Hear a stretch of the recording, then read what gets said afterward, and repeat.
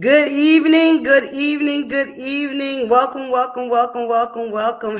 Tanya. How are Hey, you tonight? I'm good. I'm good. How are you? I'm good. I'm good. Give me a second because we're going to take in once it gets and give us a notification. We'll be able to share the link so that you can share with your followers. I can share with mine that we are live. Let me turn this down so I don't hear that reverb. All right. So the first link I'm sending you in your inbox is the YouTube link. Because if they're not my friends on Facebook or following me, they'll probably have to look over there. Or if you share from your page. So now I'm going to share the link from I'm going to share the link from Facebook, Okay. and then you'll have it. Good evening, everybody. How y'all doing? We are so excited. Y'all share this. Share this, share this, share this. It's going to be good tonight. I'm excited.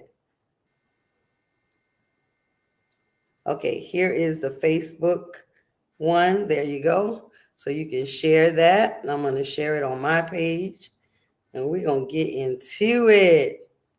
Remind me to check on Eric. He just popped in my mind. You know, he had surgery. Oh, okay.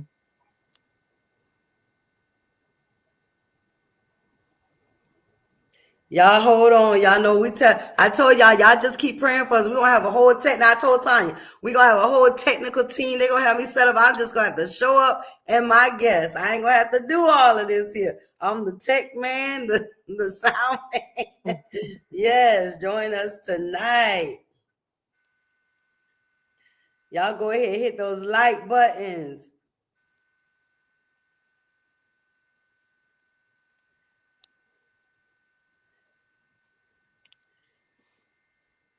Let's see, Singles Unplugged Live Talk with special guests. Come on. It's her time to shine, baby. Nah, it's Yes, it's my time to shine. It's her time. I am so excited for you tonight, Latanya. This is going to be awesome. Awesome. So y'all share.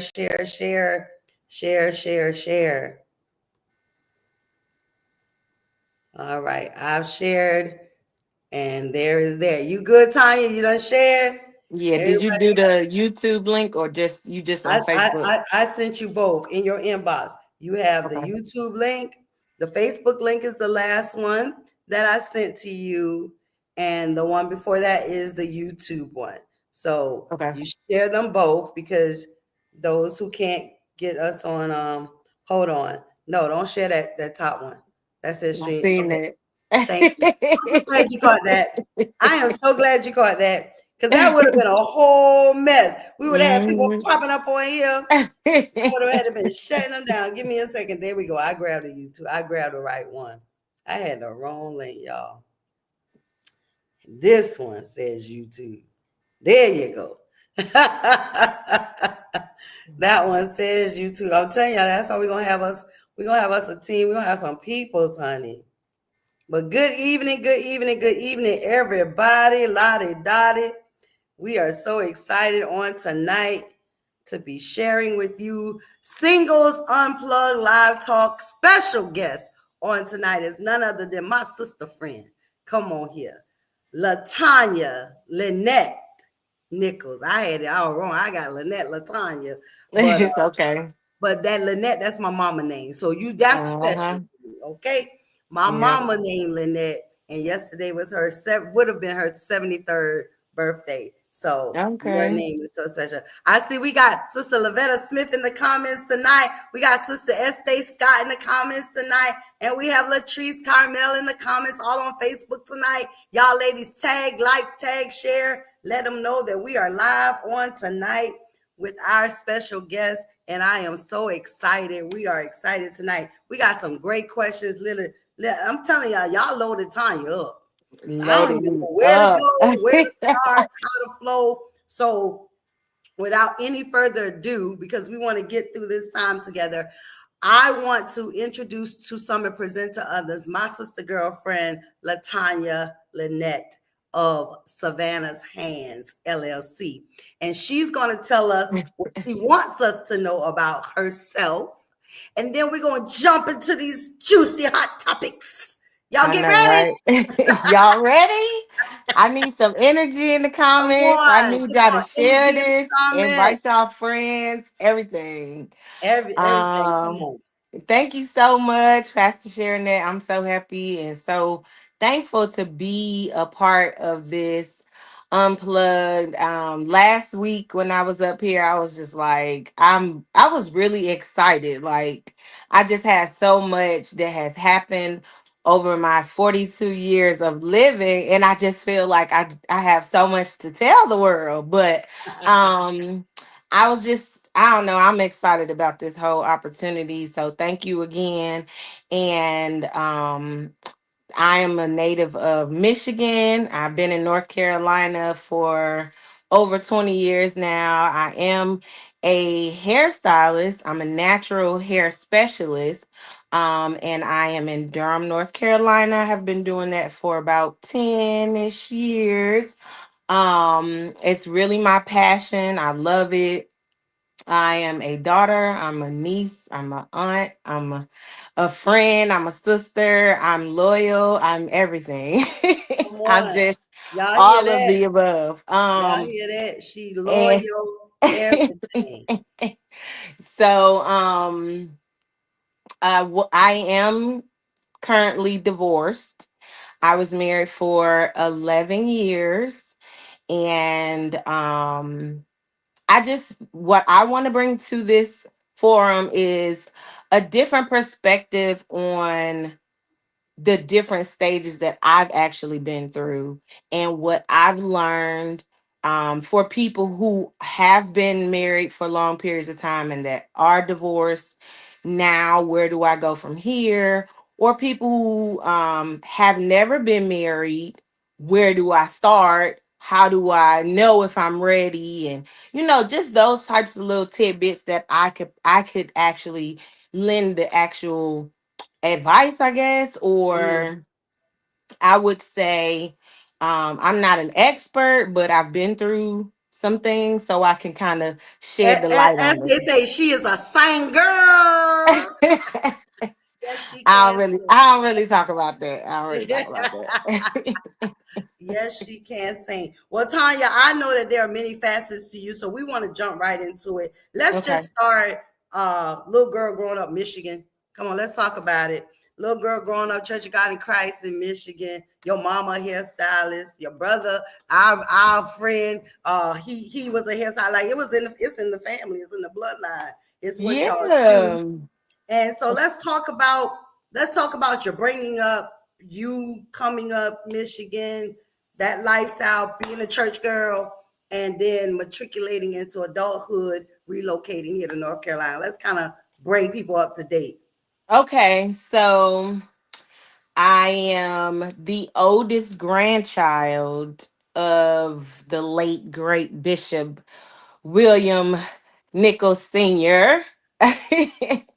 And I am Church of God in Christ to the bone. I definitely grew up going to church Saturday, Sunday. Nah, we went to church a lot, but I grew up not as strict as my mother, but my mom was very, she was open.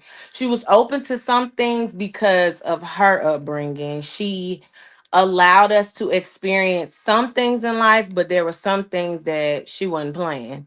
Mm, And really, she would tell us, I don't feel good about that. God is not leading me to let you do it.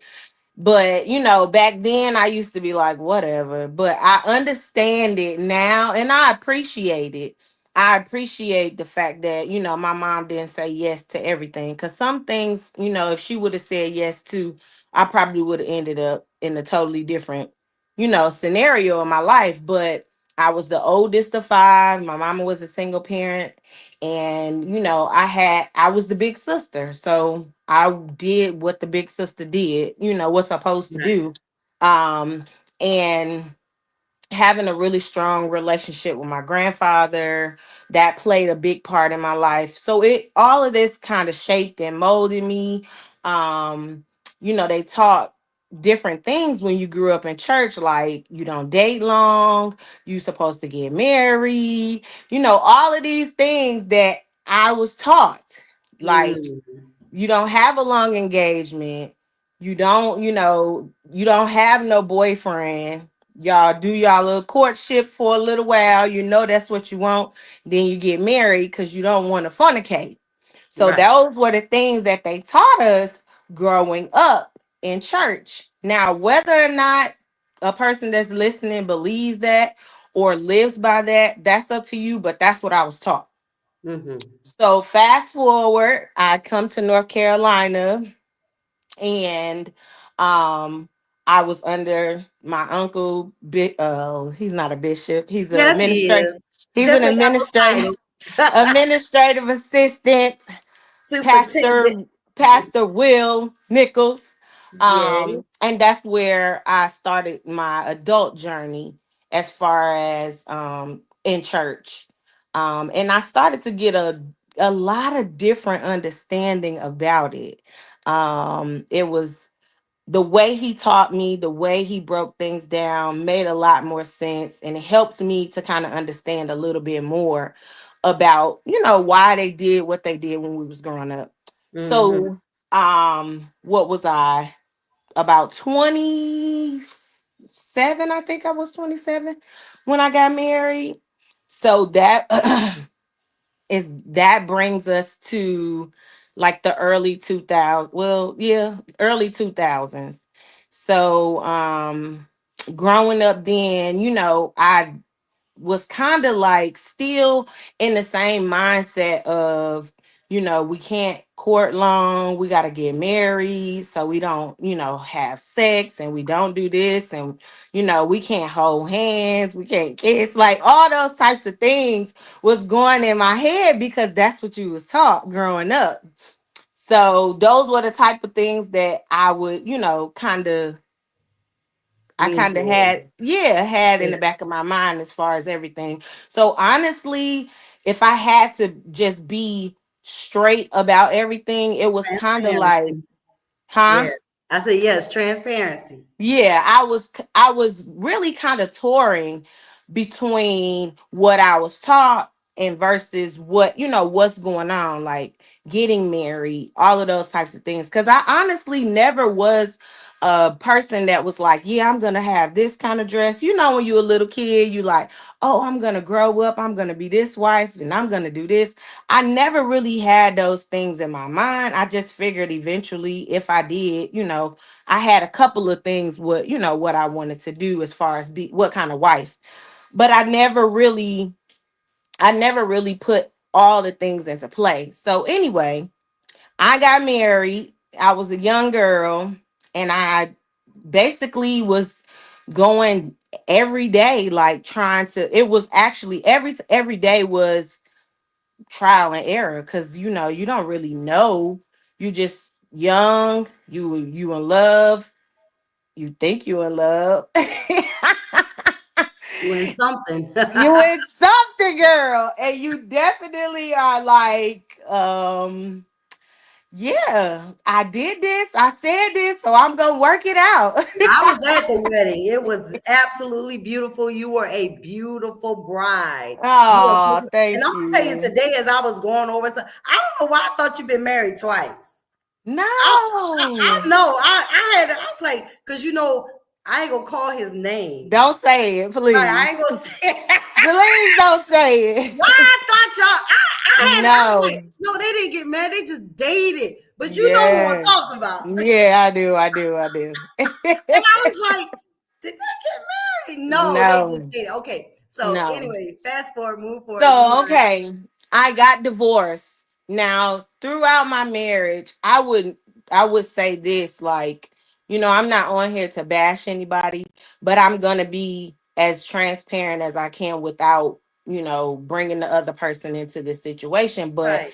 I feel like throughout the marriage there were very good highs, And then there were very low lows. Some things that I would honestly say people would probably not even understand, like dealing with depression, dealing with suicide, dealing with um just having to walk around on eggshells. Like there's a lot of things that has transpired. I'm gonna write a book. No, I'm just playing. Please. But I definitely went through the ringer. I'm not saying that he didn't go through a ringer, but I'm telling you the things that I experienced that I was not ready for. I didn't know would actually happen. Infidelity, all of those types of things. So that right there alone was a shocker for me, because you got to remember, my grandfather was my male role model. He was not doing these types of things, and he was not behaving this way. And I'm like, well, what's really going on? Like, you said you do. What is all of this about? So it definitely was something that was an eye opener for me. It was very shocking. I did not expect for it to be like that. Again, because of what I experienced growing up, seeing even my uncle, even his marriage, just the things that I experienced. When you say you do, you thinking we on our road to happily ever after. But that ain't always the case. Right. So continuing on, deciding to actually get a divorce, it was a struggle for me. I definitely felt like making that decision was a failure. Making the decision to say, okay, it's not working. But as I look back over it, I honestly feel like if I didn't make that decision, I was gonna still keep going on this same In the vicious cycle. cycle. This same cycle. So you sound like me because I too have been married before and divorced. And infidelity played a part in that as well for me. But I knew because unlike yourself, who, my daughter was at the time, it was just, Zakoya and Sierra and Amaya, because Shania, I was pregnant with her, but um I just felt like they were watching me. You know what I'm saying? Hmm. And like Hmm. if I stayed and allowed myself to be subject to what was happening, what kind of message was I sending to them? I'm thinking outside of the box because I'm a strong-willed woman. I was taking care of myself and my children. I was married, but I still felt single. You know what I'm saying? So I went through that. So I get it. You go through these cycles and these um, mm, cycles. I'm gonna just leave it, wrap it That's up. exactly what they are. Yeah, you go through these The highs cycles. and lows. Highs, yes, because when it's high, it's It's really high. high. It's through the. But It's in. when it's In the low, stratosphere. when it's low, he gotta send two deacons and a flashlight to find us Yes, girl. because we can Yes. go really low. Hmm. With having said that, though, as a young wife, young bride, was there any moment in that? Because you said, what, 11 years you guys answered, congratulations, Thank because mine you. did not on paper. It Hmm. was going into year 2 on paper. Baby, it was Okay. over the night we said I do. It never should have happened. And not that he wasn't my husband, it was the timing. Right. God Right. told Right. me to wait, and I thought I could change him. Okay. God said, I'm still working on you. So with you, here we are. You're 11 years in. The pressure of being, the granddaughter of, the late great Bishop Nichols, and your uncle being, this great man of God and Church of God in Christ at the time he married you. And when it started, because I really want to ask you this, because when things started going south, did you automatically reach out for help, or were you trying to handle everything behind the scene because of the expectation? Your wedding was over the top. It was very, very nice. It was a beautiful wedding. You Hmm. married this person because you did not date long. You know what I'm saying? Mm-mm. Before y'all got married, and I guess that No, it was whole thing 8 months. yeah, We that's got what I'm saying. engaged in 8 months. Yeah, like so it wasn't long. So was it Mhm. that whole pressure of don't date long so you don't fornicate? Or did y'all already fornicate? Well, I'm transparent. We Absolutely. definitely did, but Okay. it Test was drive. more so like, okay, so we don't no more type of Right. situation. Got you. And this is what the Bible says, and we need to make this right and we need to do this right.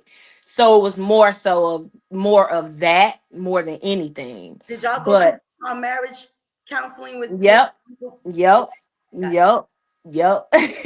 We sure did.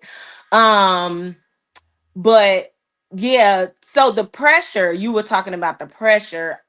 My family didn't give me any pressure. I think it was more so my own self thoughts, like I didn't want to fail. Like you. I had great examples. My mother's a strong woman. The process of her life, you know, it definitely taught me a lot of, just in general. My mom, period, is a strong woman.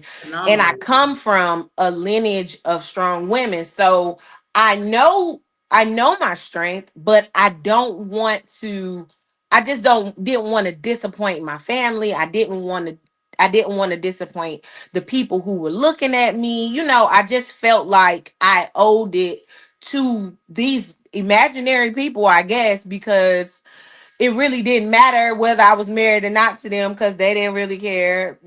But I did not handle it by myself. I talked to my pastor and I talked to my grandfather, who if it wasn't for my grandfather, I really don't think we would have made it to 11 years. Wow. Um, because a lot of the times when I would call him, and even talking to my mom too, like it wasn't a thing that they didn't know of. And I know people say you're supposed to keep your family out your business, but you need to know your family. Like, what kind of family do you have? Are they supportive, or are they going to be like, girl, you need to leave him? You know what I'm saying? Are they going to Mhm. help you pray him through, or, what are they going to tell you? So you need to know your family, first of all. And I Absolutely. knew that my family wouldn't be biased. I knew that if I came to them and they would lead me in the right direction. So I definitely, now there was a point where I was kind of holding it and I was about to bust at the seams. So I had to call somebody because it was going to be over. But I definitely feel like going to my family it wasn't easy, but it was needed. And I'm grateful that I actually could, because sometimes you don't have that, because your family will treat that person differently if things, work out. If Hmm. things work out, y'all have a dispute and you talk to them. Now, some people, they like, nah, my business is my business. Well, it just depends on the person. And sometimes you need that lifeline, because it don't work the same for everybody. Well, I know a lot of times when couples are going through stuff, right? Hmm. Sometimes family try to stay out because you might be going through the day, but then y'all have makeup sex, and then y'all ain't mad no more. But y'all now mad at the person who may have gave you the advice, and told you to pack up your stuff, and you need to leave Yeah, them. that's And why I da, da, say da. you So gotta they know your stay on the outside, be like, yeah. I ain't getting in it. I'm gonna let them work it out. I remember the first time me and my ex-husband had an issue, and I ran to my mom about it. My mama said, "Listen, you married him. Now you go home and y'all figure it out. Right. You don't get to just walk away because no, you go figure it out." Yeah. Yeah. And that's the reason why I was able to talk to my family, because I knew they wouldn't steer me wrong. Mhm. I'm being abused, and y'all know I wasn't playing that. We ain't putting no hands on me. You Man, tried it, but no, I wasn't being abused of any kind. I knew that my family would definitely come through in a different kind of way. But outside of that, it really came down. You know what it really came down to, sharing that? Like, okay, so how much longer are you going to torture yourself? Like, how much longer are you going to worry about what these people are thinking, who probably are not even thinking this? It's probably you thinking it in your on your head. own. And it came down to what are you going to do? Like, how are you going to handle this? Are you going to put yourself first? Or are you going to keep beating yourself up? Because ultimately, that's what you're doing when you stand in a situation that you're not happy. And the crazy thing is, the way that we were raised, and I'm no shots to nobody, but the way that we were raised about, sticking in there and toughing it out and all that stuff. A lot of people right now to this day been married 20, 25, 30 years, and they not even happy. Right. They don't even like their mates. They Right, don't even like right. them. They just go through the motions, They and you just have been here going for through so the long. It's like, motions. why leave? Yes. You know, Yes. the crazy thing is you really on it. Like you just made a statement, and I want to kind of tap into that because there are a lot of people in ministry leadership in ministry positions, and they are going through the motions for the sake of what the people may say or the people may think. At the end of the day, like you said, the people don't got to go home with you. The people don't have to go through what you're going through. So the mere fact that y'all were visible in ministry, because your husband was Worked in visible in the ministry, yep. working in Yep. I remember. And so to have to go through that facade, what I'm saying? That mirage that everything was everything, but that behind closed doors it wasn't. At what point in the situation did you choose you first? And everybody had this thing like, oh, everybody got divorced during COVID. It was right before COVID. It was 2017, 18. When did Mm, COVID happen? 20, 2019, 2020. 2020. So 2019, 27, between 2018 and 2019 was when I was like, you know what? You right. Let's just do this. Cause at the end of the day gonna end, baby. Let's just go ahead and do this. You know what I'm saying? Yeah. Because I felt like I'm not doing this. Like I'm getting ready to be 40 years old. I've been trying for this long. I went on fast. I prayed. I was doing everything. And I felt like God was saying, like, just let it go. Like, you keep trying to hold on to something that I'm actually, trying to remove for you to move on. Like, and it's okay. And that's the thing that I had to tell myself, like, it's okay, Tanya. It's okay. Whatever the situation is, God will handle it. And obviously, whatever's tearing y'all apart is winning. And you can't keep doing this to yourself. So Yeah. 2018, 2019 is when I decided I was going to accept what God allows and just move on. And I didn't really care about, oh, you're not supposed to get a divorce. Because somebody said to me, why would you get a divorce and y'all saved and the whole, you're not supposed to leave and you're not supposed to do this. And I was like, I understand all of that, but at the end of the day, well, I'm gonna be honest, my husband wanted a divorce too. So he was no longer a believer. The Bible people that's on here, he was no longer a believer, and he no longer wanted to be married. So whether that was the case or not, I was gonna get the divorce. And But did y'all hear infidelity when she was right. talking? So the grounds for divorce. Come on, somebody, you listen, because people are taking twist that word for their own whatever. Yeah, yeah. So, but I was asked, like, you don't want to try to work it out. Like, after working out it's only so much working you're gonna be able to do by yourself. So at some point you have to just tap into putting you first. And that's what I decided to do. I definitely decided to put me first. And we got a divorce in 2021. Wow. So now you're divorced. Yep. You're out here in these streets. I actually wasn't. Well, no, I'm just saying, you out here, you're single now, and and love finds you again. It did. And I definitely I was know, because not I looking. ran into you in the most unlikely city. That was too funny. Girl, I was not that. Well, first of all, when you call my name, I'm like, don't nobody know me here. But yeah, I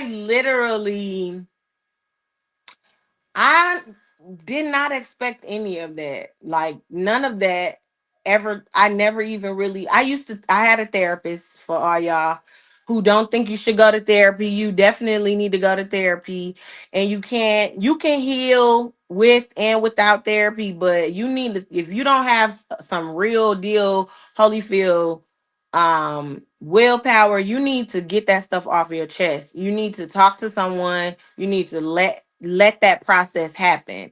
And if you think that I went from being married to in a relationship, it didn't happen that Right. fast. It I did. literally went through the process. I was speaking with a therapist. I went through my whole journey and did everything that was necessary to be able to move on. um but you know what? In moving on, what I can tell you was I got married so young. I honestly did not know what I was looking for, Pastor Sharon. That's I would tell everybody, if you on here, you single, if you don't know what you're looking for, don't start dating. Yeah. Don't Yeah. start dating. I didn't know exactly what I did not like because I hadn't been by myself, even though I was separated because North Carolina make you be separated for a year and a day. And before that, we were already separate. And and I was going through the process with the therapist, but it never dawned on me that when I got married, I was one woman, and when I got divorced, I was a totally different woman. I never thought, Tanya, you're not the same young girl no more. Like, what? There are a lot of things that I did not take into consideration. I didn't think about what I did and did not like about a person eating. I'm just being honest. Like, I don't like smacking. And I learned this being, in a situation where I'm like, why are you smacking? And you may say it's small and it's minute, but that's me. And I know me. And I appreciate my experience. I don't want anybody to take this the wrong way and say that a person was horrible or none of that. I had a great experience. I learned even more about myself in my last relationship. And I really have grown. I really have grown so much. And I thank him all the time. Like, I really appreciate you because you taught me more about myself that I didn't know. Wow. Because of that, I'm able to tell you this can't go on.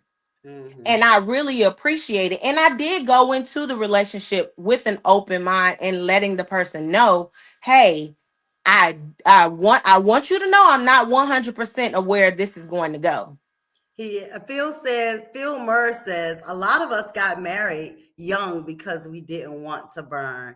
And it's because the church pushes it. And listen, because all right, because we had this conversation when we talked last time. We know that Christians are having sex. Can we say that? Can we just be honest? Christians, people who believe in God, people who go to church they are fornicating, okay? They are fornicating because they have not yet brought that flesh under subjection. Come on here. That flesh did not get the memo that your spirit was saved. That flesh still got to get crucified. With that being said, a lot of us ran into marriage. Me, I can say, granted, I was 30 when I got married, but I think I was rushing to get married because I was a preacher and I was a Christian bookstore owner in the city. I was well known in my city. My ex-husband and I, from the time I was 15, I loved him. So 15 years later, when he asked me to be his wife, it was a no-brainer, right? But I know that I was rushing into it because of that flesh issue. because Mhm. we didn't, like he just said, we didn't want to burn. We wanted to be right with God. So we got married instead of trusting God with this flesh. Because I Yep. have learned now in my 25 years of being divorced and single that if God will keep you if you want to be kept. Now there are Mhm. times when you just don't want to be kept. But Don't if want you to. want to be kept, God is the keeper and he will keep you. For you single ladies, men out there, and you think you can't, you know, I'm telling you right now, God is a keeper if you want to be kept. She said, I don't Yep. care what the church pushing. All right, all right. Saying I do until she said, I'm saying I do until I get good and ready. I hear you, Lashandra. She said she ain't getting married till she get good, till she good and ready. I So know that's right. now you've been married, divorced, you're dating again. You looked happy. I really thought there was a wedding announcement coming Mhm. down the pipeline, man. I saw y'all together. I was like, okay, well, this here must be the one because she smiled like she a schoolgirl, giddy and happy. So I just knew that this was the one. And then what happened? It wasn't. It And I was wasn't okay. And I was okay with saying it's not. okay. I knew myself. I learned even more about myself, and I was okay with saying it's not him. Sorry, we look good together, but it ain't him. Sorry, not sorry, pretty much. Because at the end of the day, I still stand on it's about me. A lot of times I look back at my marriage and I lost myself. I Wow. lost myself in trying to Mm. make the marriage work. Like I lost the fabric, like the everything about me was lost in trying to, you know, pour into this man But that's a that's what the Bible says. He says the single woman is careful for the things of the Lord, her life, living her best life, but a married woman is careful for the things of her husband. So we're yep. busy trying to make life happen for them, make them happy, be this cookie cutter of what we thought a wife's supposed to be. And at the end Hmm. of the day, you are absolutely right. You wake up Yep. one day and you say, who am I? Who am I? For real. Like in real life. And that was and once I realized, I felt like the divorce was like the worst thing that could possibly ever happen to me. But once I got through it, I promised myself, I literally talk to myself in the mirror all the time because you are your worst enemy, period. But I looked at myself and I told myself, I'm never going to continue to mentally, physically hurt myself if I am not growing, if it's not benefiting me, if we are not growing together, if we are not benefiting each other. I'm not doing it. Mm, So with that promise to myself, I had a retrospective look about the whole relationship and I said it's not giving what I needed to give, and I had to be okay with yet again putting me first. I And love that's it. what I did. I love it. I love it. And I'm gonna tell you.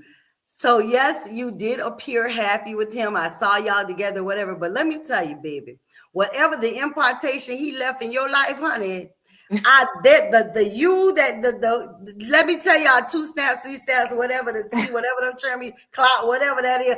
This I'm watching you evolve. I'm watching the caterpillar become the butterfly. Yes, I'm watching ma'am. you become this better version of who you are. You are a business owner. You have anointed hands. You do hair like nobody's business. And I'm just saying, like, there's so much more. So I'm looking at some of the questions and the things that came in. So I want to kind of dive into some of this because it's some good stuff. And I Yes. know we're gonna have some more one-on-ones and some groups because some of these things we all need to be on the stage having conversations. Like one of it says here, how do I know when I'm truly ready for marriage, because having been married because you felt like this is what you were supposed to do, Mm-hmm. in a relationship thinking maybe and then realizing not, how do you know that you know when you're ready? So this is my thing. I'll know that I'm ready when I become what I want, if that makes sense. If I'm not at a particular place in life where I'm giving the same thing that I want to receive, then I'm not ready. And Right. that's exactly where I am. Mentally, physically, emotionally. Like, you have to be mature in all these areas. And I still have to have conversations with friends, and they're like, Tanya, that's an emotional response. Tanya, you can't do this. Or you know what I'm saying? So right now, I'm not able to be the spouse that I want my spouse to be for me. So I'm not ready. And So you, until you're there, then you're not ready.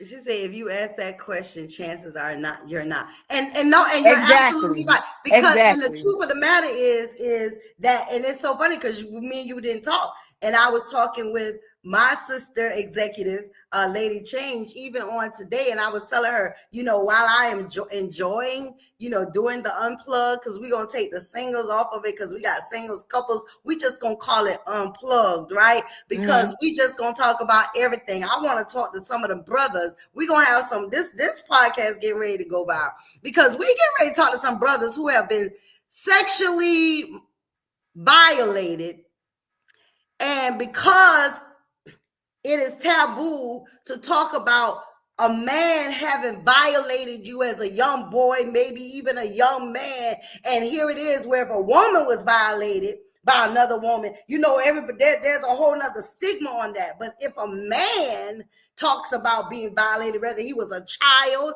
or a young man, then the world has a different stigma on it. But where can the man go to release and be healed, be embraced, if he feels like I can't open up? So this unplugged space is getting ready to really be unplugged for real, right? But I was just telling her, I'm on the dating site. There's hundreds of inboxes and suitors in there. I guess that's what you would call them. I haven't been drawn to not yan, nan one. I communicate in say hello, good morning. They say I'm speaking. I ain't been, but it's too many to speak to everybody. But I don't want people to think why would she put it up then if she not? So I'm trying to engage. But what I really realize is that I'm not ready. Even after 25 years of being single, I realized, and I shared that word today, I said, you know what? I think I just want companionship, not necessarily a date. Like, I would like to go to dinner with somebody besides my grandkids and my children. But that's a real thing though. Like, that's a real, and the thing that I always tell guys when I meet them, you got to be straight up. Like, be honest. I'm not looking to have sex with you. I'm not looking to be your woman. I'm not looking to marry. I just want to have somebody to go out and have a good time with. There are men who are out here on the same thing. But if you, and then you have to go even deeper and explain to them what a good time looks like. If a Right. good time to you mean dinner and a movie or dinner and bowling, you have to be specific and let people know that that's exactly what it is. If that's not what you're looking for, you know, if that's what you're looking for, you got to put it out there. Because I promise you, there is a guy who's probably been through some things and they're not ready, but they just want some companionship. You really have to be honest with yourself and know whether or not you fall in line to be somebody's wife. She said the dating pool is watered down lately. I don't even know what the pool is. So she said it's a male energy, that it's the male energy that I like. And that, Lashana, let's go That's a viral. real thing. And that's a real, so that's because that's what I'm saying. It's like, I don't have a problem with going to dinner by myself. I remember being on my birthday, was it last year? One of these recent birthdays, and I went to Ruth Chris by myself to celebrate me and my birthday. And the man said, because I had been to church in Greensboro, so I just thought, oh, it was my birthday, and I was like, he's like, why are you having dinner alone by yourself? Like, Mm-hmm. you ain't got no friends. I have friends, but again, it was just what I wanted. But I thought about it. I was like, could it be that you meet someone and you're just getting, because dating is gaining data. Right. You're not dating to mate. You're not dating to mate. You're dating to get data to see if we even compatible. Do it. What does this even work for you or me? Right. Right. And Right. as we're in that process, getting to know one another to see, I think then just being honest, if you really feel like, and you ain't got to date them no year to find out they ain't the one. I mean, at the first couple of dates or conversations, you already know we ain't going in the same direction. No, and you could tell them we could just be cool friends, and that's pretty much it. Yeah, I remember in the movie Just Right, Queen Latifah said, "I know I'm the homegirl, right?"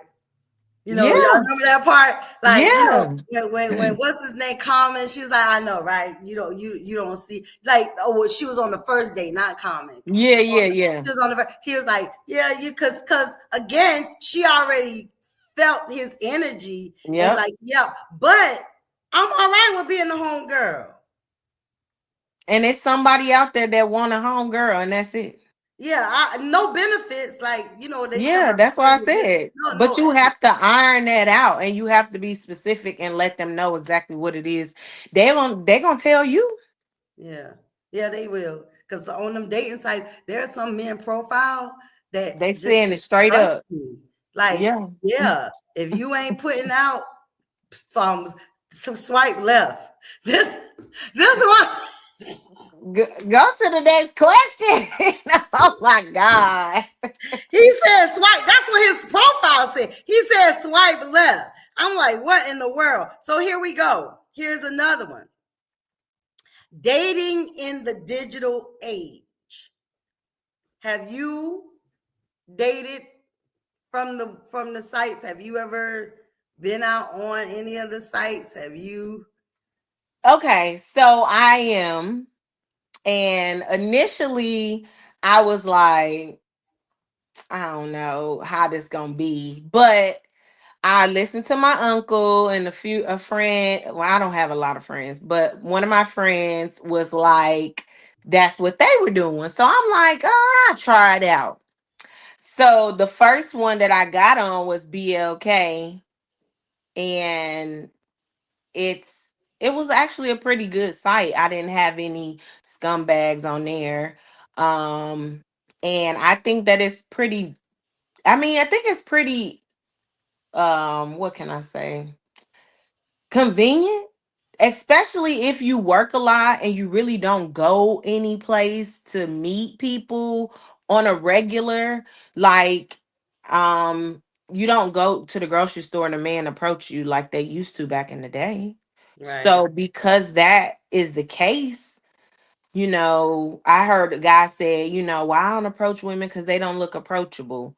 Well, that could be just, an exterior, like something that you have to get past. But I also feel like as women, I tell myself this all the time because I have a resting bee face. That's me.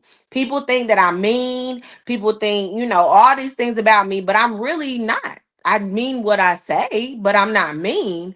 And I have to tell myself, like, look pleasant, smile, look approachable, because you want to exude what you want to have. And that's another thing that I'm learning to do. So if you're not going to these places and you're not out where you're visibly in the public or anything like that, I think that, online dating is definitely the way to go because you're not going to meet anybody in your living room. That's so true. Who's So going to come? and no, that's true. So somebody that's not in your city, right? Because Okay. I get a lot of guys like they're the Virginia, Maryland, Washington area, or Yes, even South yes, Carolina, yes. Georgia area, Uh-huh. right? And so they're like, so do you make them come to you, or are you willing, or do you go halfway and like meet them in a halfway point? Because see, I would be a little nervous still even about going a halfway point to meet somebody I don't know by myself. So this is the thing. So you literally have to get to know the person and do your homework. When I see a dude, if I meet a guy, I ask them for their name. I ask them for their birthday. Because guess what? I'm Googling them. I'm doing a background check. You think I'm not? I'm You not better. gonna put my life in the hands of Boo Boo, whatever his name is on this screen. You I better. want your government name, Right. your birthday. I'm going to do my homework. And if I know somebody that knows them or they friends with them, I'm screenshotting like, hey, who is this? You know them? So you have to do your homework. And once you get to a comfortable place, there's stages. You exchange numbers. Then after you exchange numbers, you FaceTime. Like there's a lot of things that Okay, go on. right there. At what point do you exchange them? Because let me tell you, the men they leave with their phone them expecting me to give mine, and I'll be like, I'm comfortable right here. Can we just keep texting? Well, I don't like text. Well, then you don't want to talk to me because I don't like giving my. I don't want to give my phone number out right now. I So want to. then, okay, I'm different. So after we've conversated for a little while, I get sick of the app too. So I can always block you. It's nothing. My block list go long. So I will give a person my phone number and we can text back and forth and conversate there. Because in some apps, the notifications don't come, and some people are literally working. Like they don't have time. If they got time to sit home and check the app, then you might not want them no way. So again, it's okay to give the number out after you feel comfortable. If you make a connection, you could give your number, but if you don't like them, block them. Marvin, and hello to brother Marvin Bennett, who What up, bro? has a phenomenal show as well. Shout out to him. He says every situation I've had from an app has been horrible. Wow. Wow. That's crazy. I have the total opposite. I have the total opposite. I have not had anything that was like super crazy. I know a friend who got catfished. I haven't had that happen because I watch catfish and I look at all the signs of catfish. So, with that being said, I just say do your homework. I'm sorry that that happened to you, bro, but I do know that there are a lot of women out here who aren't being honest, and they're using the dating apps to hide who they genuinely are. Like some of Mm, them are a little bigger than what they say. They putting the angles at a certain way so it don't look a certain kind of way. And I have spoke with some guys who were saying, man, you look like your pictures. I hope I do. right. But Well, that's exactly like, yeah. okay. So one guy went and did exactly what you said, the whole search, because on the app it has just author Shannon. So like, who is that? But he like went and searched me out and was like, oh, that really is you. I'm like, Mhm. what? Where did you see me at? I went and looked you up. A lot of people, that's the thing, like it's social media, it's the internet, Google, and somebody did say on here you could use a Google phone number. I don't got time to do all that. I just give them my number, and if I don't like them, I just block them. And I'm a fan of ghosting people. People don't like it, but I don't have the energy to give to somebody that I don't like. So if you being a certain kind of way, I will block you with no warning. See you next lifetime. How do you navigate modern dating while celebrating your independence? How do you navigate dating in the 21st century, still holding down who you are in God, in life, in self? How do you balance that? Um, so basically how I've started to kind of do my whole life, I make sure that I prioritize all the things for me. And dating is a part of that. It's just not it has its own space. So I'm not going to overly, exert myself when it comes to dating because I'm working out, I'm building my business, I'm, building friendships. making my friendship stronger, connecting. I have nieces and nephews, connecting with my family. So everything is prioritized, and I'm making sure that I am staying consistent with the things that matter, and I'm including time for dating, those types of things. I'm not just throwing all of my energy into dating. You just basically have to schedule it. You have to say, I'm going to give, this time and this time. And if a person wants to take you out, you let them know when you're available. You don't overexert yourself when it comes to dating. Do you feel pressured in any way having been married? Like, are you getting those pressured questions like, when are you going to get married again? Like, have you been pressured in that? Um, Well, when I was in a relationship, I was. When I was in a relationship, I was getting all the time. So when is the wedding? When y'all gonna get married? And the one thing that I had to be okay with is telling people when we're ready. If we're ready. Because again, that goes back to the upbringing that I had and understanding that I have to do the thing. I have to do it in my own time. I can't allow what people think they see, because again, they're not there with you. They don't really know all that there is to know. They just see what they see. Mm. So understanding whether or not I'm ready for that is one of the things that I stood by. And when a person would ask me, "Okay, when y'all getting married?" Y'all need to get married. When y'all getting married? When we're ready. If we're ever ready. And it's a thing that I have come to understand. I'm okay with telling a person in a nice way when I get ready. So Phil is in the comments, says, Latanya, what's your type? And are you open to meeting new people? There you go. Answer the question. Because What's my what's type? your type? So my type, I'm gonna tell you, my type is a God-fearing man, a man who believes in Jesus Christ, um, not the atmosphere. A Got man that believes in Jesus Christ.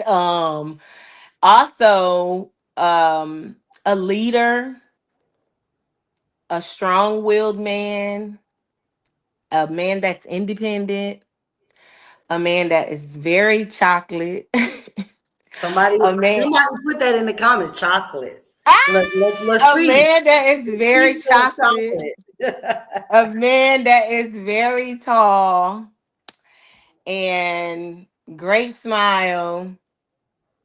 Yeah. And a man that can add to what I already have. Okay. Great So morals, love their mother, has a great relationship with their mom, respectful, believes in chivalry, all of those types of things. okay. Um, and again, y'all, when I tell y'all it's so many questions, I'm really struggling. How do you rebuild after rejection or heartbreak? One brick at a time, huh? Yeah, honestly, so what I would say as far as rebuilding, because that's essentially what I've done. Um, First of all, you have to know who you are. And once you know who you are, you know your value, then you can start there. I literally started from the ground up, and I evaluated myself.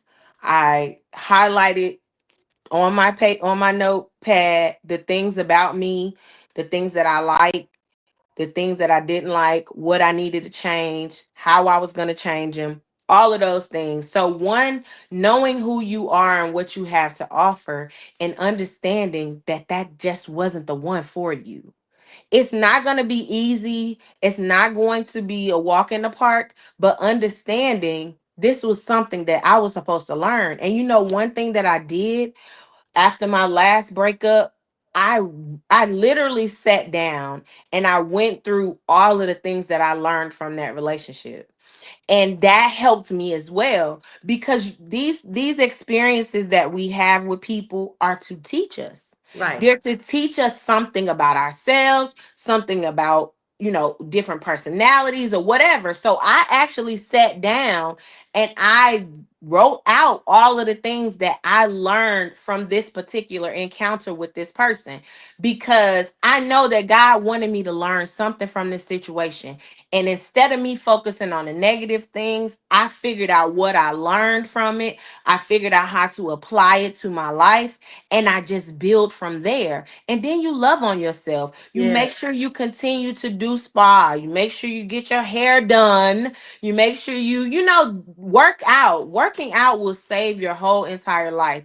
It helps with your mental clarity. It helps with so many other things, feeling confident, all of those things. So basically, I would tell anybody to just start with knowing who you are. Lady Change says, have those requirements over time with the question mark. She says, what are your present non-negotiables? Present non-negotiables. Yeah, like what you not going So I will not, the first one, like I said, whether that they have to believe that Jesus Christ died on the cross and rose again. Like, that's a non-negotiable, period. Like, if you can't, I believe in the atmosphere. I don't do all that. You got to believe in God. Secondly, you have to have your own everything. You have to have a career.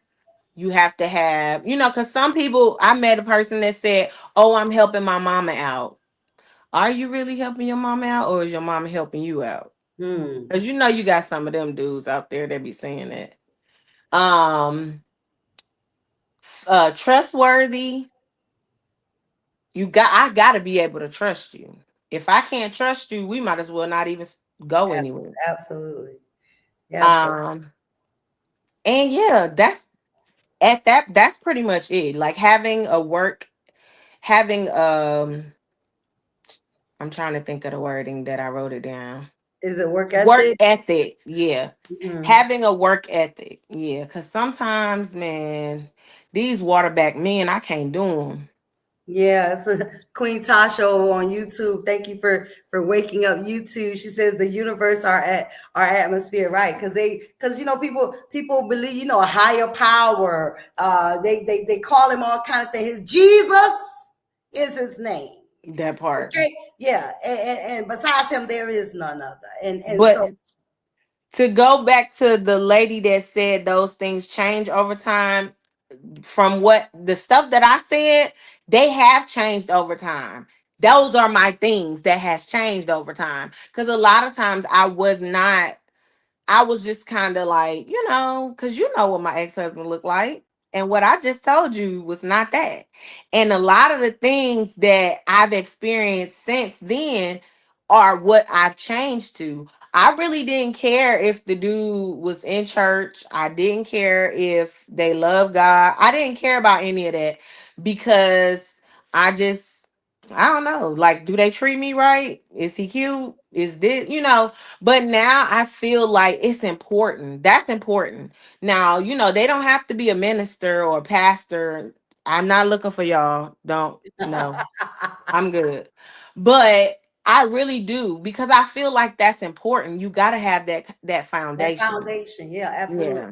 So and I know that with you being this independent, strong, do you think that society? I've been watching some other stuff. I won't even bring it up to give it any press, but do you think that as a Black woman, strong in business, for yourself, do you think that you are too strong, and because of that strength, what role does having your heart broken play in it, and does it affect your femininity? Like, because I've been hearing that word thrown around a lot, femininity. But I mean, If I could just be totally transparent, a girl ain't strong because she want to be strong. She have to be strong. You understand? Because if a Yeah. brother took his rightful place, she wouldn't have to be strong. She'd just be his support and his backup. You see what I'm saying? But Yeah. because we've had to be strong, and some men are intimidated by strong women who can hold their own. But see, that's the thing. So, what I've come to understand is that man ain't for me, because the man that I'm supposed to be with is going to be okay with my strongness, right? And he's going to be able to, I'm not gonna say like mold me or anything like that, but he's gonna be able to be who he needs to be so that I can fall back and be who I need to be. Yeah, And I'm not going to have to, he's not gonna say, you just too strong. He's not gonna say that. My grandma was the same strong woman that she has always been. But guess what? Bill Nichols knew how to be Bill Nichols when he needed to be Bill Nichols. And it wasn't no, it wasn't no abusing or none of that kind of stuff. He ain't talking bad to her, but he was a man. right, And by his side was his strong wife.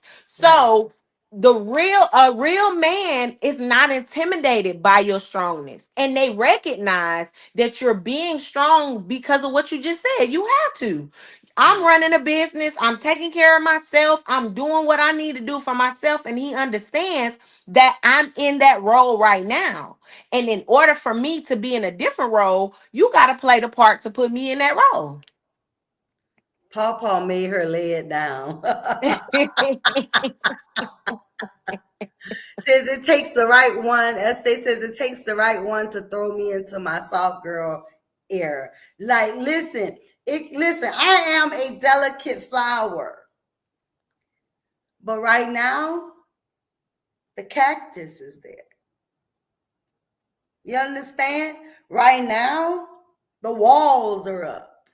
But beneath that, there's a little girl. There's a little flower. There's a soft woman. But I have to be able, that word that you said, trust. Because when you have been broken, when you have been hurt, when you have been mishandled, it's hard to just, you know, So, but the thing, okay, so that's the thing about that. I used to say the same thing. Like, I'd be like, oh, I've been hurt so many times and this, and this. But in order to accept or be able to be in a space where somebody can show you, you have to be open to it. Well, if you got your walls up, you can't see or be open to anything because you in these walls, so you don't even understand or recognize when somebody is trying to be some kind of way because you're so guarded. But you literally have to get over those things. You have to accept this is what happened.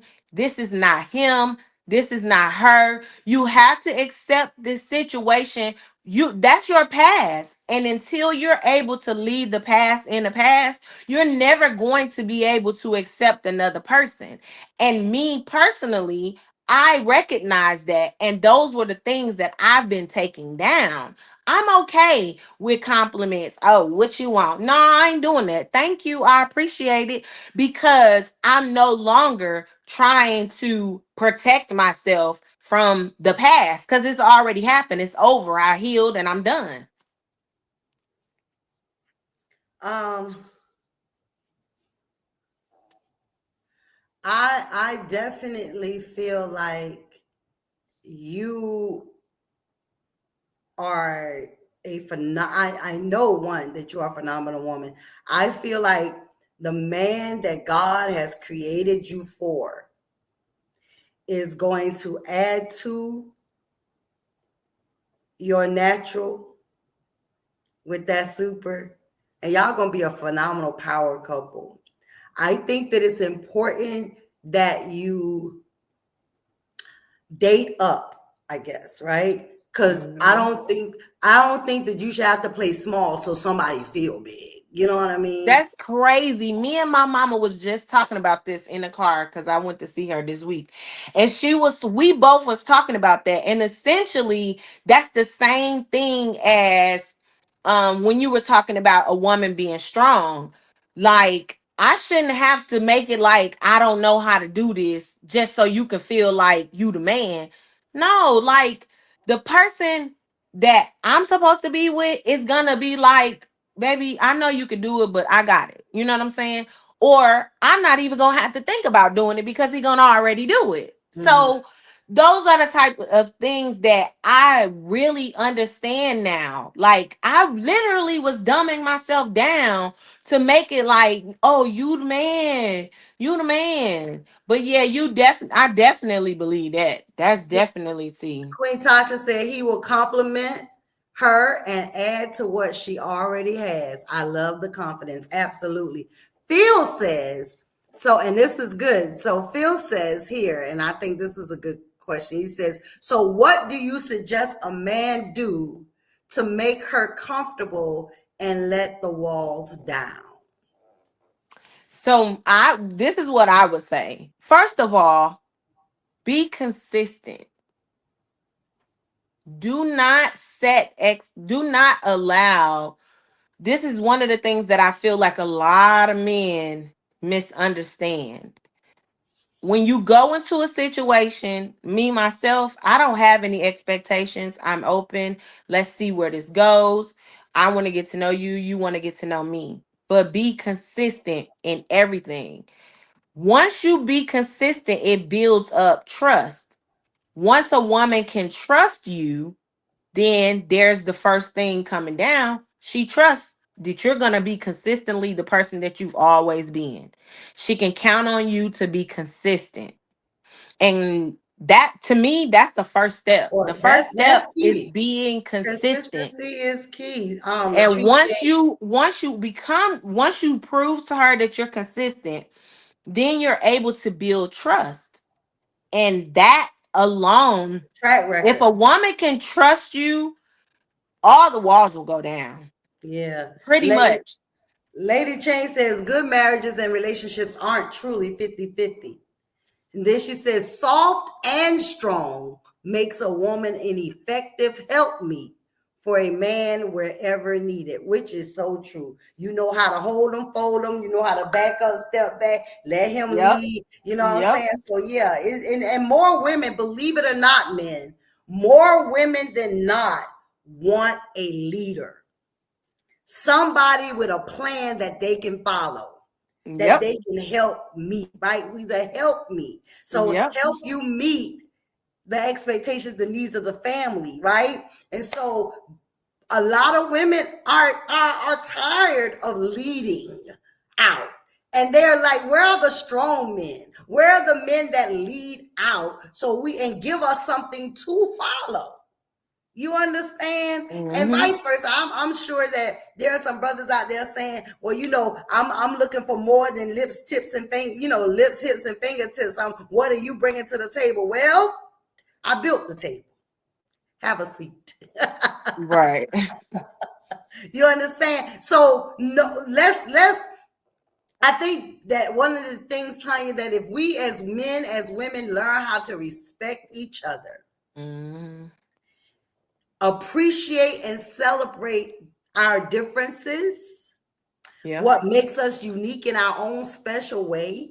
And Mm-hmm. like you said, take the time to get to know each other. People are jumping. I have never seen so many irresponsible people. People are just having say, you don't know nothing about nobody. I'm talking about these trying to date, they hooking up. That's what the young people say. They don't date, they hook up. And do you really understand what that means on a spiritual side and a natural side?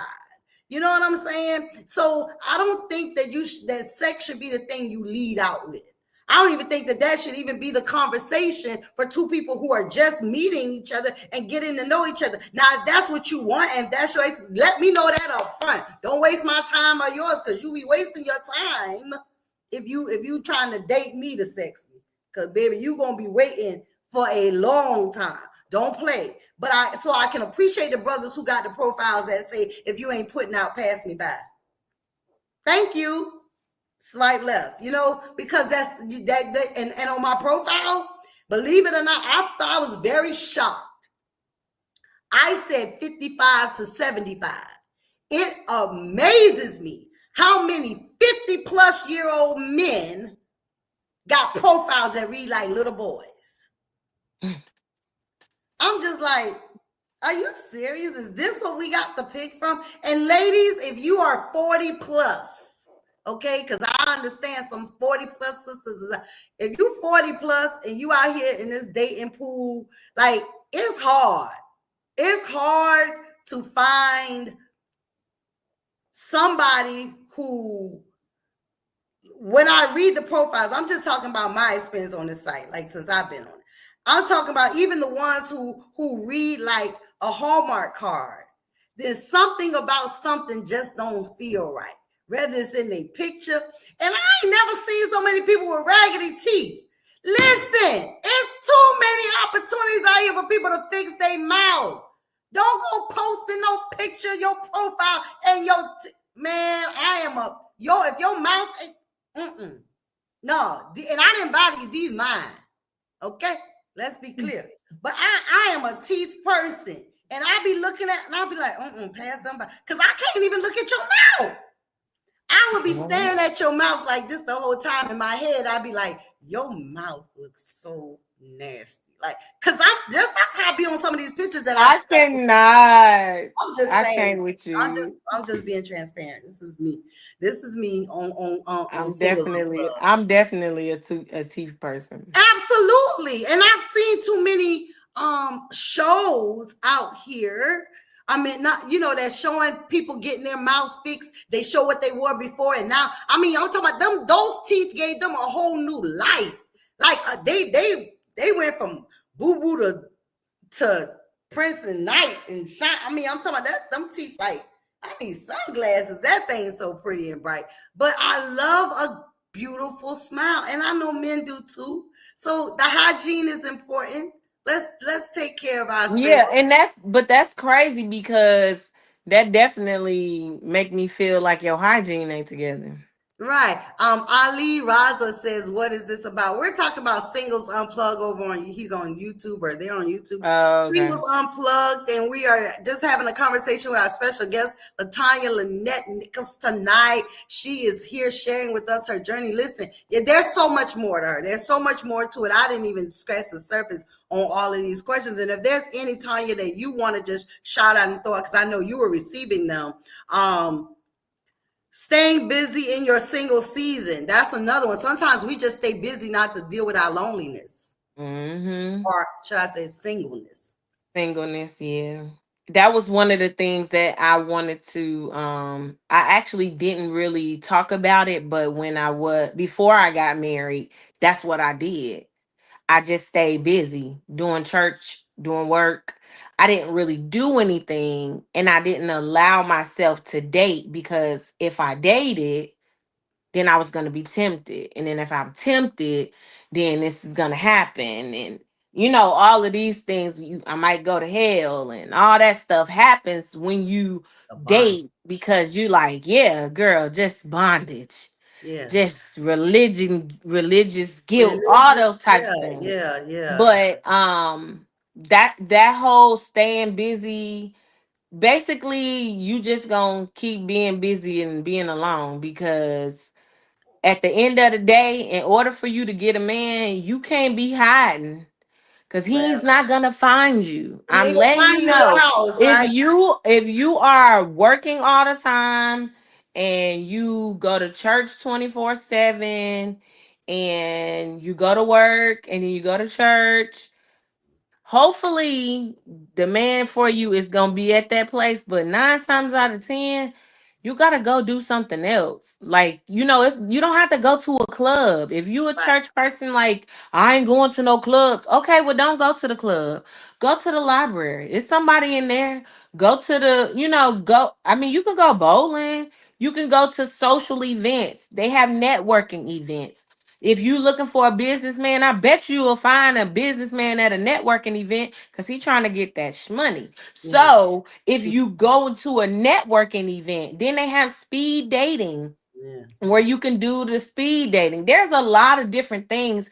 Get involved in different activities in your community. You Yeah. may meet somebody there. Like, it doesn't always have to be people like, oh, I ain't going to no club to find. Nobody goes to the club to really have get their love of their Because life. I Like, don't think that you're gonna find like the love. no, because You know what I mean? no Because we in the guys. club looking for the same thing.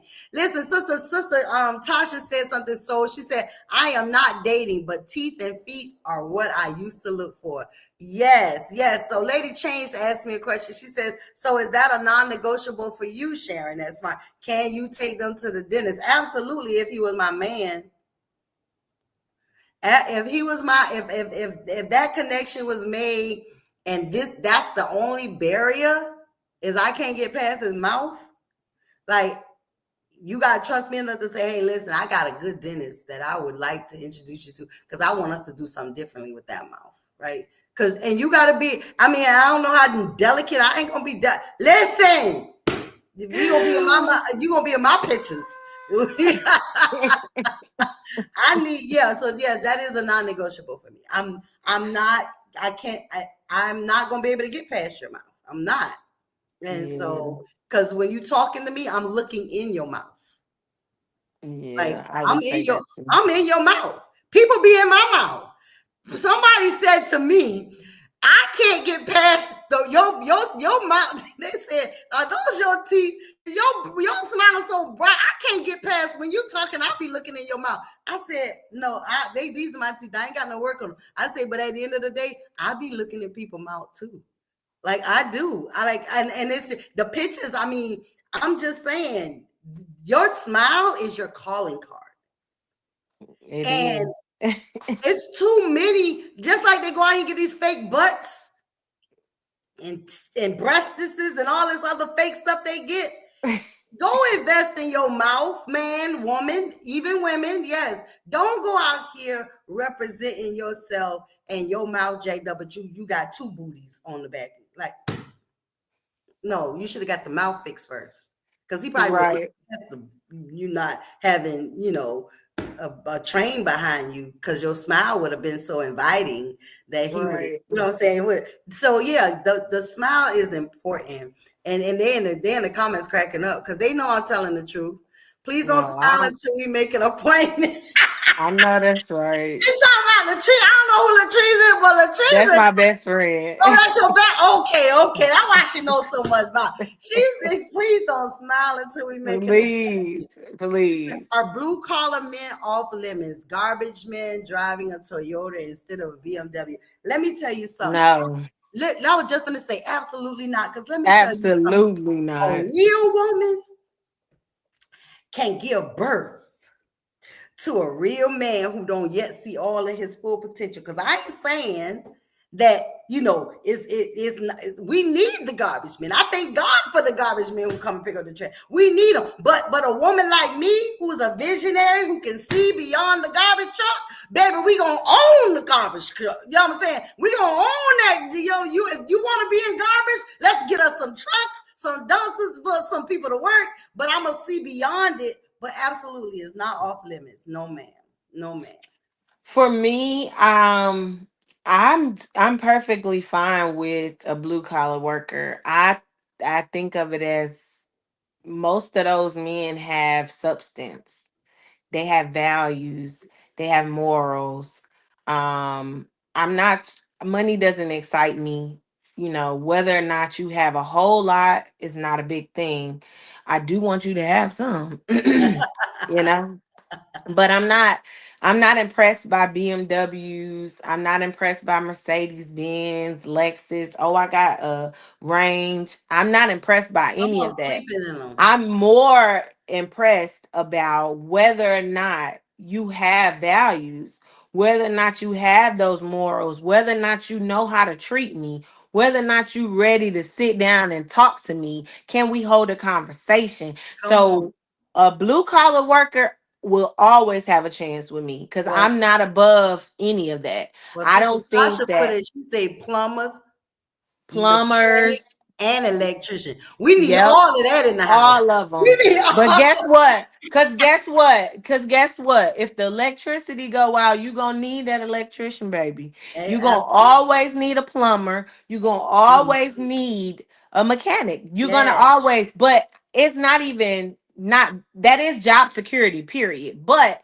what I'm saying is when you go to the nature of these men, you find value. Values. Yeah. You find a lot they've been in a lot has been instilled in them.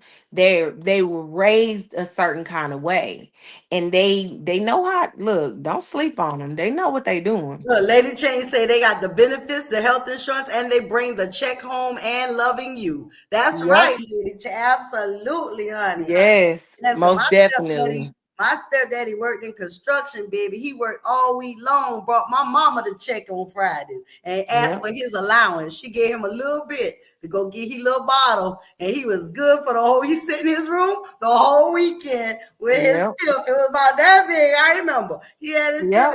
It took him through Friday, Saturday, Sunday. He get up on Monday like he ain't never been drunk the weekend. But that's the crazy But he thing. brought the check home, not to Yeah. somebody else's house. He brought it home to Yeah. his house, to his wife.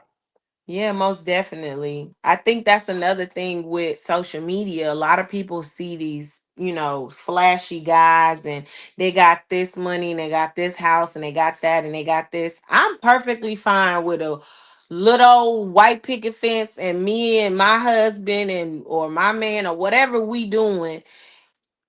I'm perfectly fine with that as long as, they are going to get a check. I'm cool. Wow. I've always, and I guess because I guess you would consider my grandfather like a blue collar worker. Like, and my grandfather did things that, I mean, he provided for his family, like, period. And he had a plan. That's another thing. It don't matter what kind of job they have, if they don't have a plan, girl, y'all not going to succeed anyway. It's not going to go anywhere. So Wow. my thing is, I, I, I want what I know, and it's some strength in a man with some substance. Like, just that's for all I'm looking, that's all I like, is a man with some substance. Yeah. Because I think this is the, for me, I there's so many facets to me. Um, I'm a licensed life insurance broker, licensed real estate broker. I'm a art. I wear a lot of hats. Let me just say that. And I would love to be able to just have somebody that can come into my life, see the value in who I am and what I bring to the table, and say, hey, let's build on that. Let's build on this. Let's build from this. Let's put our plan, like, literally, what is your plan? When you ask somebody, do you have a 5-year plan? Do you have a 3? Do you have a plan for tomorrow? Like, do you have, and a lot of times people don't have a plan. And two, as a single mother who raised my 4 girls, everybody's grown now. And I've been an empty nester now since Shania is now 23. So we talking about 5 years. And still just, I'm still trying to figure it out, Tanya. I'm just still trying to figure it out. Because I know I bring a lot to the table. Mm-hmm. And I'm just not gonna settle. I would rather settle being single than to settle just to say I got a body in my life, or Right. there's a man. No, I'm good. I'm good. I pastor what I feel is one of the greatest churches in the nation. And I say that humbly. But the dwelling church of God dwells there. God dwells there. He resides there. But people, I mean, even for me, I can even say they make me a better me. Like the citizens of the dwelling church of God, they make me a better me. And so I'm grateful, and no, I just can't have no any man, because they not gonna have it. They be like, pastor, listen. They already done told me you don't need to be on the dating site. God gonna send him to you. And I believe that too. I just wanted to see what was out there because I have decided in myself that I'm ready to date. So I wanted to figure out, okay, so how are people meeting? Where are they meeting? So everybody's saying the dating sites. That's where people are meeting. So let me ask you this. Do you feel like everything from what you're going to do from now to the rest of your life is already, God has already, it's already been It's written? orchestrated, it's written. Yeah, I believe Right. it. Hmm. So if that's the case, how do you know that it's not orchestrated for you to meet the person in that particular way? And I'm not saying that it's not. I'm just Because saying, he can still, God can bring that man into your life just by you being on that site. well, you're right. Because no, don't get me wrong. Like there are some guys on there with the $1 million smile. I'm talking about. It was like some of them I had to put sunglasses on to see they smile, right? And then some of them I was like, why would you put that picture up here? But some of them have their profiles. Some of them, even though I don't respond back, has been consistent every morning in saying good morning to me, even though I do not say anything back, right? They say good morning every day. And so it's like, Don't be like that. You need to say hi to the men. because then I have to Cause have it a conversation. Well, Like, if you're not interested, then say you're not interested. That's wrong. I think that that's wrong. I feel like if a man is trying to pursue you and you're not interested, just tell him you're not yeah, interested because you're wasting his I don't time. think that works in this setting because there are hundreds of guys who have seen so they say hi Sharon that or hi author and I'm not going to sit and say hi to everybody that say hi to me. I don't even Why? got the time. Okay, so what dating app are you on? I'm on the Facebook dating app. Right, but Facebook dating, you have to say that you like them, or you have to say that you want to conversate with them. So So you got when to you talk to them. You got to speak back. Yeah, if you don't like them, you just swipe away. Yeah, but they hit you up in the inbox and they be saying you match it. They match me with somebody who said they do not believe in Jesus. First of all, my profile says pastor. Okay, my he do not believe in Jesus.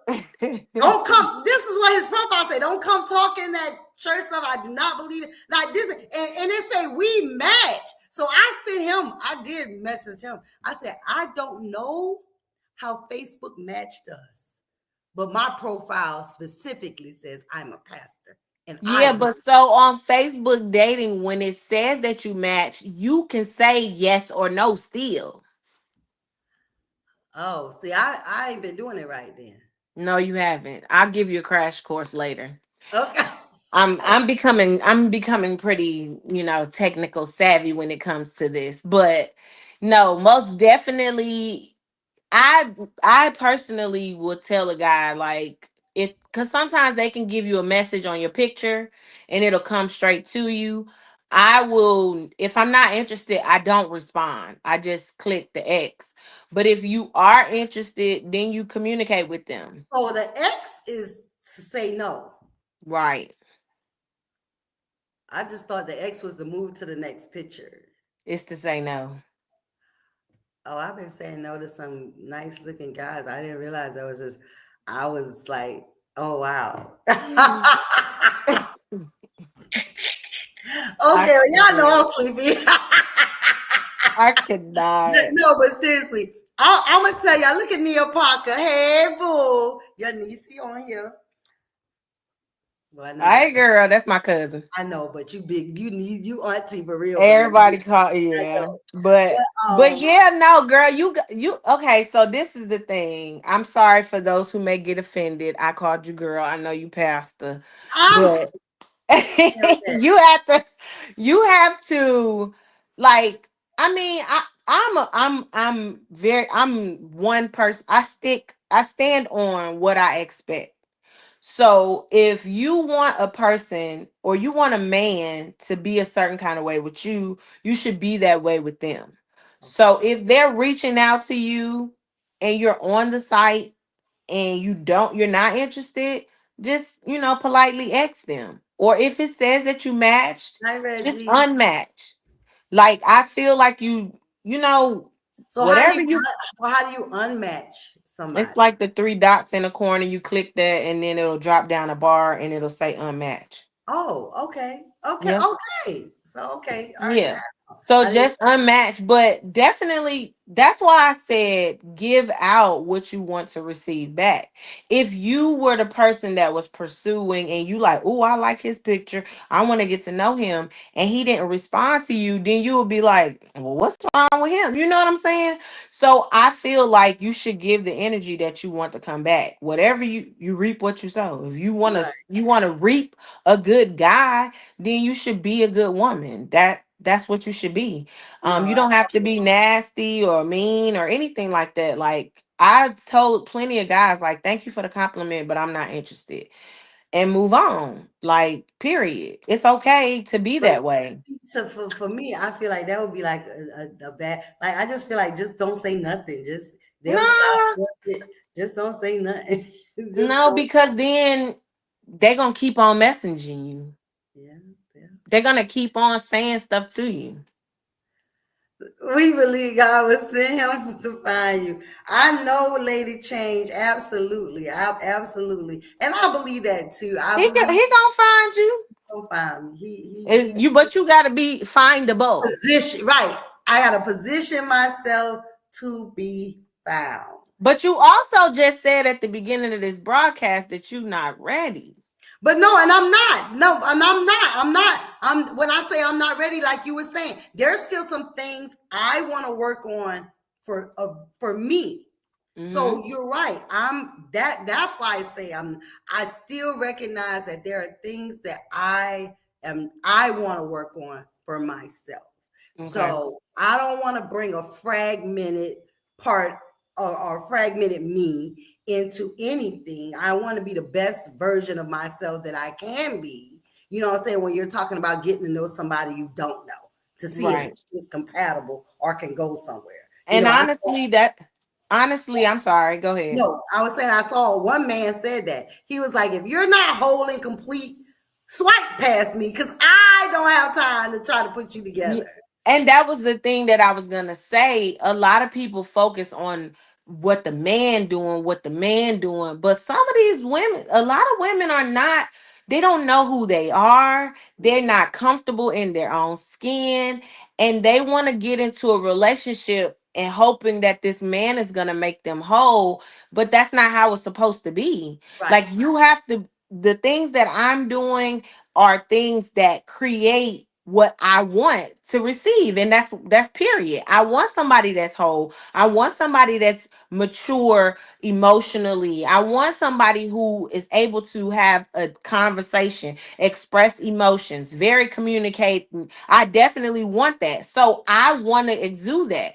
So when you talk about a man, let's talk about women too, because a lot of women are going out and they entering into these relationships and they not whole. They got daddy issues. The baby daddy done left them with the kids, so they still bitter and mad with him. So there's a lot of things that we as women have to set the bar. We have to pull it up so that men will see, okay, so all the women across the board are becoming better versions of themselves. So I gotta step up my game. A guy told me before, like, yeah, I gotta step up my game to, to talk to you. So when you set that bar and you have that expectation, they know you can't expect a guy to treat you a certain kind of way and you don't treat yourself that way. You walk Absolutely. around with a bonnet on and slippers. Come on. Absolutely. And I Absolutely. don't care if you dropping your kid off at school. No, take the bonnet off. Yeah. You Yeah. know, The like kid the kid would appreciate it. right. Period. So I mean, yeah, like that to me is one thing that I feel a lot of women don't do. They don't invest the time in to themselves. They expect the man to do it. But you definitely got to bring that wholeness, that oneness, and be healthy mentally, physically, emotionally. Be healthy when you start to pursue relationships, because if you're not healthy, it's going to affect the relationship, and you probably won't ever be married because you're not healthy. Reggie say you have to be active and consistent if you're going to be doing online dating. Yep. Well, right now I'm not dating. I'm just browsing. I haven't shared my phone number with nobody. I've not called nobody because they send me their number. Like, here, call me. Please call. No, I'm not calling you because I don't want to have a conversation right now. I'm just browsing because I'm looking through the pictures. I'm looking through the profiles. I'm scanning the room like as But if essentially, that's a form of dating, ain't it? You're no. looking for someone to be interested in, right? Yeah, that I'm like, so then I would pursue. Well, I ain't gonna say pursue, but I pursue because I'm not above pursuing something that I want. Like, you know what Exactly. I'm saying? I know how to pursue what I want.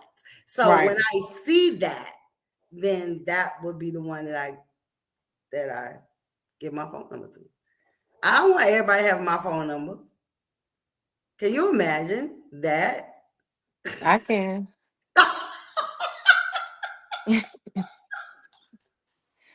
I told you last week, I have a net. I don't have a fishing pole. I have a net. Okay, that's right. I forgot she got a I net, told baby. you, I She's have a a net. fisher of men's. Man, me. I have a net. I don't have a fishing pole. Okay, so she said, I And need I need to ascertain how they are going to handle you on the bad days and warranting adjustments. We are not going to be 100% every day. That is so true. Can you stand the rain? Soon, that's all I heard was, boy, can you stand the rain? Yeah, because you know what I mean, sunny days, everybody love them. But can you yeah. stand? Can you stand and stick by me when I'm not feeling my best today? It's the You same know, thing for men too, though. It's the same thing. We expect them to be a certain kind of way, and we want them to be accepting of us in our ups and downs, but we have to be the same way for them. We definitely have to make sure that we understand they're not going to always have good days as well. But hmm I feel like a lot of women don't allow men to have those times where they are not at their best.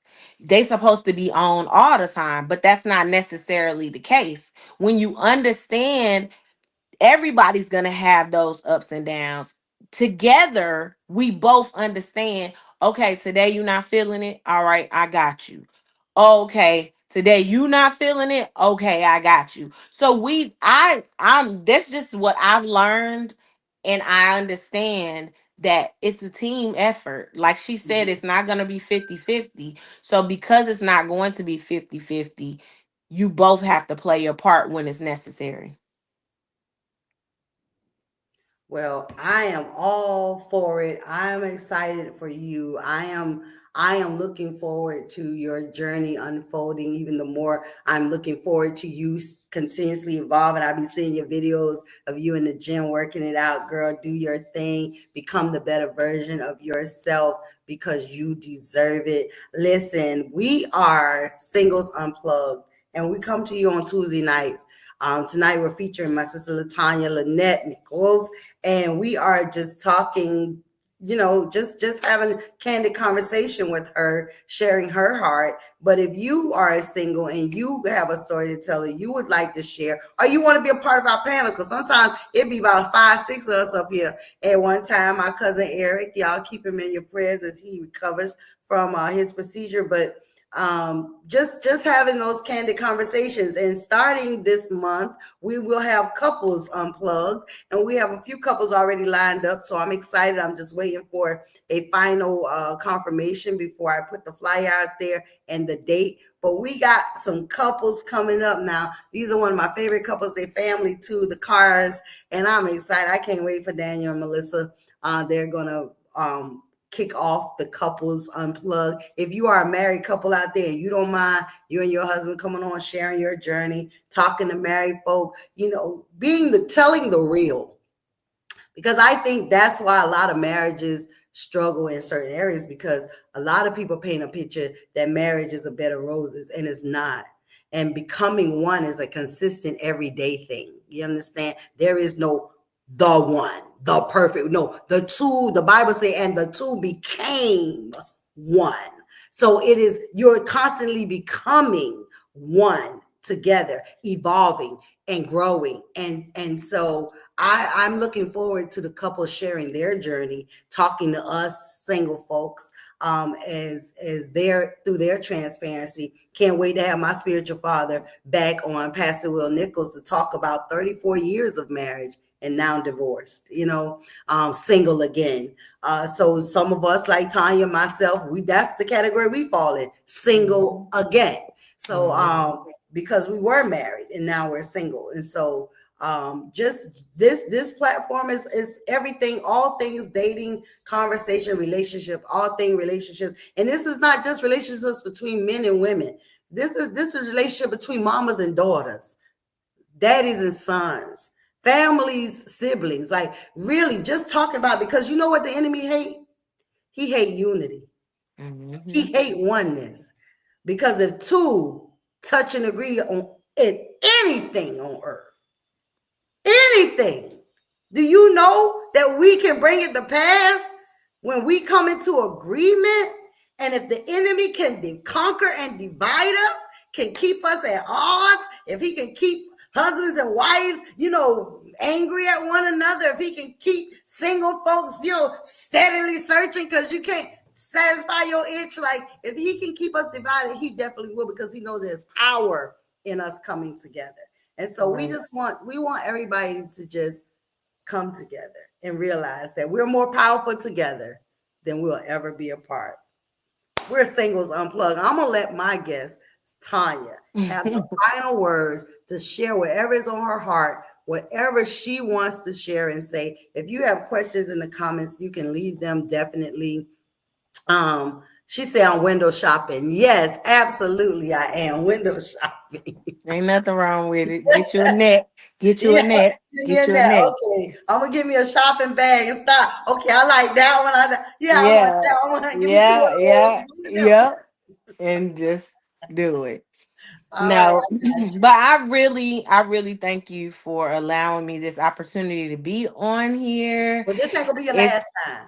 Yeah. this has been like the whole journey in itself has been one that I would never trade it. I know that sounds like what, but I feel like the divorce had to happen in order for me to be where I am now. I appreciate my ex-husband for the experience that I had. He was good when he was good, and when he was bad. I appreciate everything that I've experienced thus far, and I hope that what I have experienced has helped some young woman to understand that you still have life after divorce. There's still there's still someone out there, there's still, and if you don't ever find them, being satisfied with who you are and knowing your worth is definitely important. It's one of the things that I am so happy that now I see what everybody else see, and I'm okay if I never find another mate. I'm okay with it because I know my value, and as long as I know my value, then I'm okay. So I really hope and pray that this helps someone out there to see, don't give up on you continue to pour into you, because when you find that person or when he finds you, you want to be prepared. You don't want to have to get prepared. You want to be ready, so when you do meet him, you are introduced to this particular person, you want to be able to already be prepared. You've taken the time to pour into yourself, reading books. And this is a sidebar. I need y'all to really go and read Let Them Theory. That's a really good book. That helped me with my mind shift as well. It's called the Let Them Theory. But outside of that, doing things, that finding new adventures, getting new hobbies and habits, and just doing things that you really enjoy. And to me, I feel like the rest is, it'll happen. It'll happen. It'll, before you know it, you keep throwing out that net, baby, you're gonna get you some real good fish. Nah, just Well, I'm excited because we're gonna be doing some things here locally, having some yep. meetups, singles meetups, and things like that, where we can come together in the Raleigh, in the Triangle Triad area, doing some fun things. Dave and Buster's. There was some other suggestions thrown out there. Bowling, movie. They was even talking about taking over a restaurant. So and just Yeah. going out there and hanging out. So I'm excited. I'm open to it. I'm definitely open to networking, because that's what this is a big networking opportunity and impact. I want to have Yeah. impact. Yeah. So I hope that you all that are watching have enjoyed Singles Unplugged thus far. We have enjoyed it. We've enjoyed all the guests that have been a part of this platform and have come through and shared their experience. Sister Lavette, I see her. She's in the chat. She's been a guest on as well. Sister LaShonda been a guest, and both. I have had two of my four daughters on here. And they have blown me away. I didn't tell them nothing about what to say or anything. I wanted them to be their natural self and their own element. And so they held their own. And so I'm excited about, all of our future, because it's brighter than our past. If you would Yes, like to be a ma'am. guest on Singles Unplugged, maybe you want to host. How about that? Because I'm looking for hosts too all the time. If you would like to host on a Tuesday night and sit in this seat, and you be the one asking the questions and directing the comment, just let me know that too, because I think that the sharing, she said, Let Them Theory. Okay, Mel Robbins. That's a Okay, good book. ordered it last week. Great book. Okay. You're going to love it. Okay, well, she got the book already. So I just definitely want you all to continue to pray for us, pray with us. God is not through with us yet, and I believe that there is somebody for everybody who wants somebody. How about that? Who wants Because everybody somebody? don't desire to Nope. be, in a relationship. Me, I struggle with my peace and my space, and Mm, that I've come to love and enjoy. mm. And so now you talking about sharing that with somebody. So yeah, I'm definitely, it's a lot, it's a transition, but I'm telling you, I'm here for it all. And at 56 years old, I don't plan to become 60 and be by myself. So God gonna send him. And You say you 50. How old? 56, I got 4 years. I'm gonna need you to get this net out here. I have 4 more years. She said, This is awesome. Good night, lady. Good night, Sister Lavette. I love you. Good Well, on behalf night, of myself, Pastor Sharon that Smart, the host of Singles Unplugged Live Talk, and Latanya, Lynette. Ah, we want to say we've enjoyed you all as well. Please, please, please let us know in the comments if you want to see more content, if you want to see more of us having these conversations. I want some men. I want Yeah. some men to not be, because my cousin Eric, he is an open boy. He don't have no problem. He was the only man on the platform. I think about 6 women. It was just him, and he was not intimidated by us at all. Holding his But own. I would love to have some brothers that are single come on and just kind of share with us from a male's perspective. I would love to host you. Maybe even Latanya might, say, Hey, Pastor, I got it tonight. I'm going to host it. Yeah, hold it down. for the Singles Unplugged. But you guys just let us know and let's make it happen. It's fun. It's insightful. It gives us different perspectives based on people's experiences, their definition of words, because love means different things to everybody. You know what Yes. I'm saying? The languages of men and women are different. Yes. But an individual's experience makes their definition of words different. So you got to know, you can say I love you to somebody and it has no weight. It's just, oh, I love you too. But you can say I love you to somebody who done made her in her mind that you her man, and now she going out and pick out the wedding dress. And you would just say, you know what I'm saying? You got to know where people are. You got to be careful. So I just love it. I'm excited. She said, thank you for joining us tonight for Singles Unplugged, Candid Conversations with Sharon. Yay. And my guest tonight, Latonya Lynette. I love Thank you tonight. you. Nothing you could do about it, but love me back. We're going to have you again. Looking Thank forward to you. it. Y'all get at us. We'll see y'all later. God bless you. Good Peace. night.